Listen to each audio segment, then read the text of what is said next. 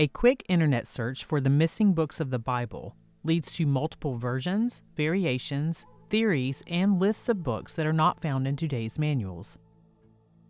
The 66 books that piece together the authorized King James Version of our modern Bible are said to be missing anywhere from 21 to 44 books, and we know that there are at least 20 books referenced in the Bible that are not within it. TheLostBooks.org believes this number to be much higher by stating, "We have compiled a list of over 500 books that have been associated with the Bible, either through archaeological research or historical documentation, but not all are found here due to certain limitations: Vatican secrecy, MS script censorship, lost manuscripts, early church burnings, etc." I will leave a link to that website in the description of this video. However, during my research into this particular subject, I was unable to get that website, which had a vast amount of knowledge and references gathered regarding this subject, to reload several days after initially reading it for the purposes of this video. I will continue to quote what I originally found on that website, including a couple of screenshots that I was able to grab before it went down that discuss the reason that these books and their writings may have been removed. And you may have better luck at reloading that website than I did. One of the best kept theological secrets is that the Bible used by the modern church is not the original King James Version. Only half of the original books of the apocrypha are in the Catholic Bible. The apocrypha fills a 400-year gap missing from the King James Bible. In the original 1611 King James Version, the translators cross-referenced verses from apocrypha books in the margin notes. I know, why reference it if it's not holy enough to put in? In 1615, Archbishop George Abbot, an original translator, forbade anyone to issue a Bible without the Apocrypha on pain of 1 year's imprisonment. Until the late 19th century, most early Bibles contained the Apocrypha. The Apocrypha was not officially removed from the King James Bible until 1885 by the Archbishop of Canterbury. With the removal of the Apocrypha, over 15% or more than 155,000 of the original 930,000 words are missing from the Bible. World history has allowed few ancient religious writings to survive the onslaught of the more aggressive and powerful religious powers, which seek only to gain territory and wealth. Genocide and cultural eradication always go hand in hand with missionary zeal. In many cases, every trace of the conquered society's religious writings, practices, icons, and even buildings were destroyed in the name of conversion from worship of gods considered evil and religious customs labeled as heresies. What generally results from past crusades is the conqueror's religion replacing or predominantly blending with the conquered culture's former religious practice, making its religion almost unrecognizable. Christianity falls into the latter category, having been the victim of the Roman Empire under the Emperor Constantine, who blended the Christian church with the institutionalized pagan practices of Rome and eliminated any semblance of either the Jewish religious influence or the first Church of Jesus established during his ministry. Here is Gregg Braden explaining this further. The year 325 AD. In the year 325, something happened. Our texts were edited, and we lost tremendous amounts of information. The Emperor Constantine, in the early Christian church, with the early Christian Bible, had to make decisions. What information do we include? What information do we exclude? And what we know now is that at least 45 books were either completely taken away or tremendously edited into what we call today our Western biblical tradition. And when those edits were made, we lost the information that tells us everything is connected. We lost the information that tells us the language that speaks to this field. We know the information was lost because we are now recovering the information in the Dead Sea Scrolls, in the Nag Hammadi Library, in the Coptic texts. This is how we know this information was lost. There are many places in this program where the entire day could be one topic, and this is one of those places. Because we could do an entire workshop on the information that was lost. And we won't today. But I wanted you to see an example of the books that were taken out of our text. In my own research for this video, and a quick Google search of Constantine missing books of the Bible, I was met with top results that emphatically stated that there is no historical evidence of this taking place, and that there are no lost books of the Bible, or books that were taken out of the Bible, or books missing from the Bible. This is a quote from gotquestions.org. And because I do have questions that website didn't seem to answer, I began searching to find out why these books are actually referenced in the Bible itself, and why some of them are actually listed in the original 1615 King James Version. And what's the reason that these books are removed? Heresy is one of the top reasons listed, lack of apostolic authorship, too shallow in spiritual content, not inspired by God, and the church decided which writings were trustworthy and which were deceitful are listed as other reasons. Listen to Gregg Braden once more discussing what exactly is missing. This is some of the examples of the books. How many have heard of the missing years of Jesus? Have you ever heard of the missing years of Jesus? See in the back? The 18 missing years? Why are they missing? Why are they missing? In these books, there is not only a book, the infancy of Jesus, there is the infancy of Jesus, book 1. The infancy of Jesus, book 2, that tells about his childhood and tells about his learning of the power in his body to heal and to change his world. Why don't we see more women in the Bible? Ladies, have you wondered why there are not more women who have written in the Bible? Do you wonder that? We know that women lived a long time ago. Women were there. That's a promise, I guarantee. One of the reasons is because when the women would write, the male-dominated church would take those books out. There's a very powerful book that was written by a Gnostic woman. And even the title of the book is so powerful. Listen to the title. The title of the book is called Thunder, Perfect Mind. Thunder, Perfect Mind. Isn't that a powerful title? It was written by a Gnostic woman. And she asked the question. In her writings, she said, within me is a reflection of all possibilities. She said, I am the rich one, I am the poor one. She said, I am a virgin, and I am a whore. She said, I am the son of your mother and the daughter of your father. And I am all possibilities that you can ever imagine. I represent everything that lives within you. Why do you fear me? Why do you stone me to death at your city gates? What a powerful text. And I can see when the church fathers went down the checklist to say, what books do we keep? What books do we toss? Thunder, Perfect Mind. They said, it's gone. Because it was such a powerful book. But these are some examples of the books that were completely edited. They were taken out. These are the books, these are the books that were condensed. They were left in the text, but they were condensed and edited tremendously. Just to give you some example, have you ever read the Bible and felt like it was incomplete? Have you ever read the book of Genesis? In the beginning, God created the heavens and the earth. God breathed the breath of life into the nostrils of man, and man became a living being. We were created in one sentence in the Bible. Where's the rest of the information? How were we created?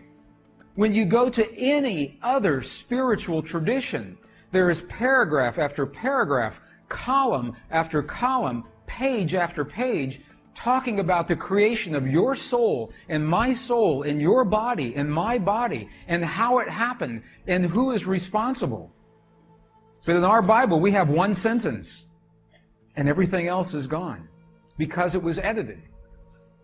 What was taken out? There's not only book 1, there is book 1 of Adam and Eve, book 2 of Adam and Eve that tell us the secrets of our origins, of our creation, of our heritage. So this is one of those places we could spend all day on this, and we will not, but I wanted you to see information was lost.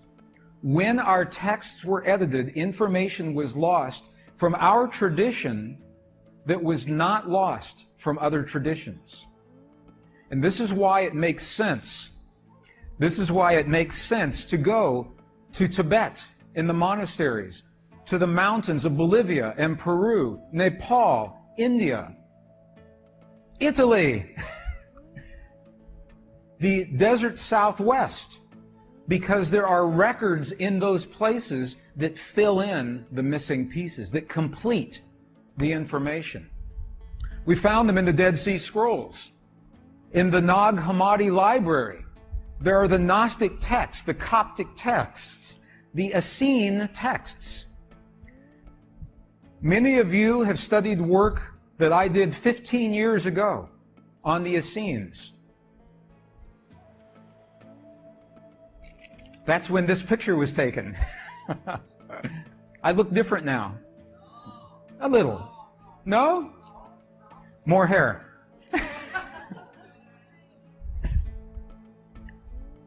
So we know that the information was lost because it's being recovered. So what is the context of these missing books? And how might that information affect the manner in which we create our lives? As Gregg Braden stated in the first part of this video, we lost the information that tells us that everything is connected. We lost the information that tells us the language that speaks to this field. From another website I found regarding the lost books of the Bible, and as always, I will leave a link to that website in the video description, they offer their interpretation of what may be missing when they say, Christianity was a much more supernatural religion, a mystery religion that put a great deal of emphasis on experiencing the kingdom of God, or the spiritual realm. In this article, reincarnation is also discussed as one of the many missing themes of the Bible when they state, voicing the suspicions of many, a teacher once said, transmigration is another word for reincarnation. It is a very Eastern term. You don't hear it that often in the Bible, because the Bible is not complete, as all of you know. It has transmigrated for 2,000 years or some time, so some things may be missing there. The true Bible is locked up somewhere and we are never allowed to see it. But some of the newly dug books from ancient sites, the Bible in some part has come out, and some of it mentions reincarnation. And here's Gregg Braden also discussing this same topic. You know, in the Judeo-Christian traditions, reincarnation was a part of our culture until it was edited out, until the books were taken away that talk about reincarnation. Almost every other spiritual and religious tradition allows for reincarnation. Christianity did until those books were edited. Books like the Gospel of Thomas. We're going to look at the Gospel of Thomas in just a moment. Books like the first book of Adam and Eve, the second book of Adam and Eve. They talk about reincarnation in the soul, in the body. They talk about the creation of our body and the creation of the soul, and how this body is created separately from the soul, and how the soul how our bodies had to be made in just the right way to hold the power of the soul in this world. So in our culture, we lost that information. Others did not. But the divine matrix now is bridging those differences. The divine matrix gives science and spirituality a common language. The divine matrix is also what is believed to be the heavens. The heavens that we talk about in the ancient traditions, in the ancient past. So when our soul leaves our body at the time of death, where does it go? It goes into the higher dimensional spaces of the divine matrix. The article previously mentioned also discusses that the sayings of Jesus offered in the missing books were about light and sound. Regarding this, they state, "The themes of these sutras of wisdom is that the Supreme Being is light, our soul is made of light, and that by contemplating the living light, we can re-enter paradise, find the present tense kingdom of God." In the book of Thomas, it is recorded that Jesus was a master who taught his disciples that we have come from the light, from the place where the light has came into being by itself. There is light within a person of light, and it shines on the whole world. And if one is whole, one will be filled with light.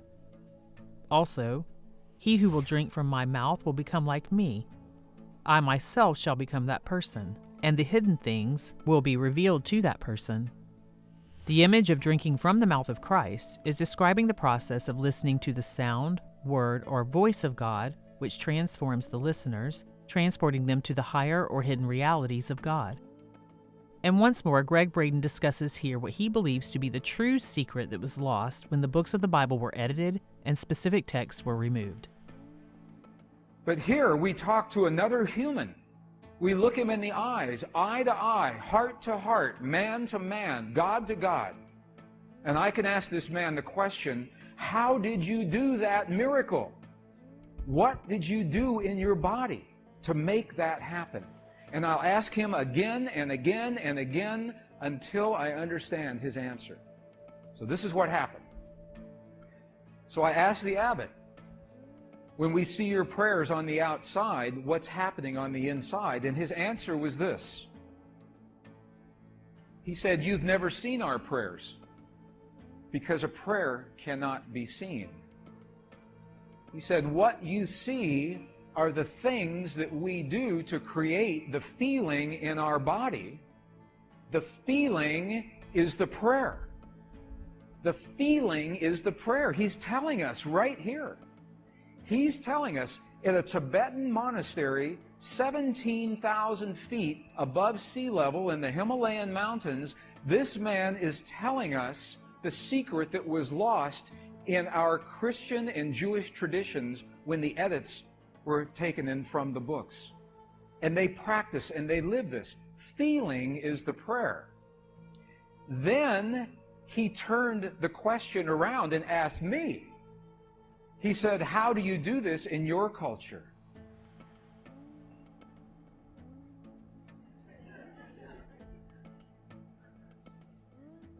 And this is what happened. When we lost the texts, when we lost the words in our biblical texts that tell us that feeling is the prayer, we began to believe that the words are the prayer.